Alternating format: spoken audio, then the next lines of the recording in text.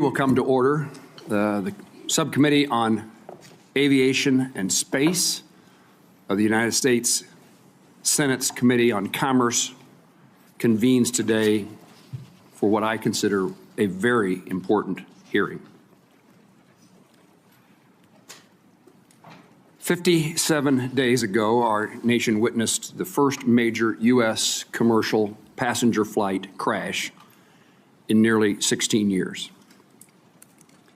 Families had their loved ones taken from them in an instant.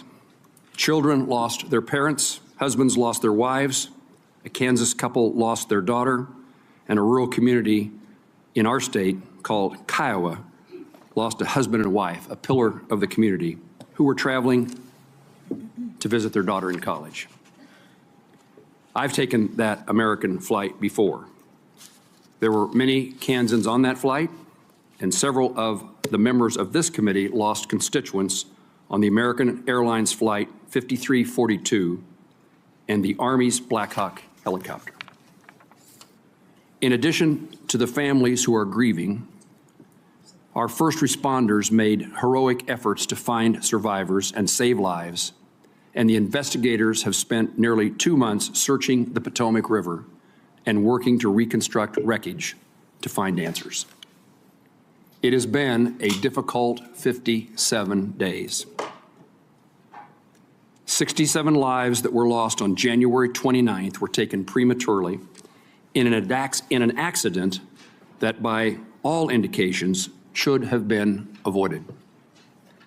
Now, the families of these victims, the Federal Aviation Administration, the National Transportation Safety Board, the U.S. Army, and Congress are tasked with how to best honor the memory and make certain accidents like this never happen again.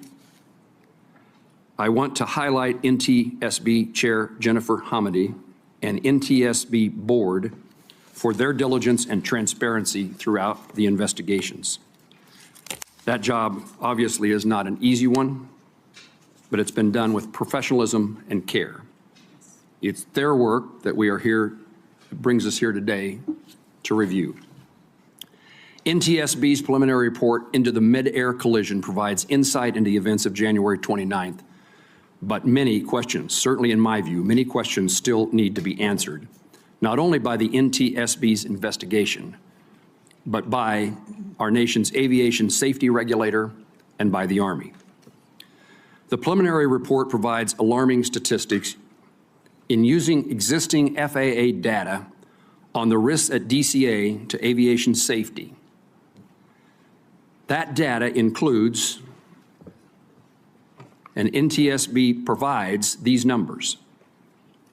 In a 13-year period, not a single month went by without at least one, quote, close call between a helicopter and a commercial jet operating at DCA. Between October 21 and December 24, there were 85 incidents where the lateral separation between a commercial jet and a helicopter was less than 1,500 feet, and the vertical separation was less than 200 feet. And during that same time frame, there were more than 15,000, quote, close proximity events between a helicopter and a commercial airplane. The NTSB findings that it is possible for a helicopter on Route 4 to have as little as 75 feet of vertical separation from airplanes on approach to runway 33. I commend the NTSB for issuing urgent safety recommendations, and I commend the FAA in acting to implement them, particularly the permanent restriction of non-essential helicopter operations at DCA. However, I want to know how, with these statistics in the FAA files, why prior to January 29th, the agency failed to improve safety protocols at Reagan National Airport. This committee worked tirelessly to pass an FAA reauthorization bill last Congress that prioritized safety, enabling our industry to continue innovating and equipping the FAA with the resources necessary to keep our skies safe.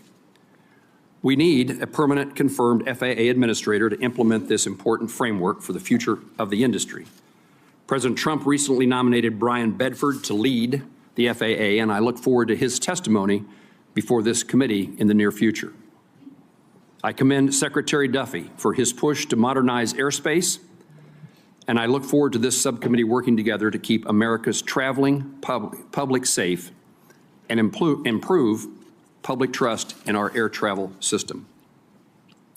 Demand for commercial aviation is expected to grow 4% each year over the next 2 decades, and along with new technology and commercial spacecraft entering our airspace. This will further place demands upon our airspace and require the tools and guidelines to ensure a safe airspace. American Airlines Flight 5342 and Priority Air Transport 25 carried innocent civilians, selfless service members, talented figure skaters, fathers and mothers, husbands and wives, sons and daughters. And while Congress' response to the January 29th ought to be deliberate and not executed in a knee-jerk fashion, Congress must make certain that this loss of life occurs never again. In this early investigation, we have many unresolved questions. Among those for me is, why was the ADSB out, not transmitting on the Black Hawk? Was it turned off, or was there equipment malfunction? Why had precautions not been taken to mitigate the risk of collisions between commercial aircraft and rotor wing near DCA, the statistics I just described? What is the severity of this issue at other airports where combined traffic is also high? What explains the discrepancy between the altitude readings of the crew of the Black Hawk? Why did the Black Hawk's invalid pressure altitude data influence other systems that utilize this source? How the use of night vision goggles may have impacted the Black Hawk helicopter pilot's line of vision? And finally, how should the FAA evaluate combining duties of air traffic controllers? I'm appreciative for our witnesses being here today. I know they each take this circumstance seriously. I'm anxious to hear the discussion that they have with this committee. And the end result should be a better understanding, as well as working to identify and prevent tragedies today and into the future.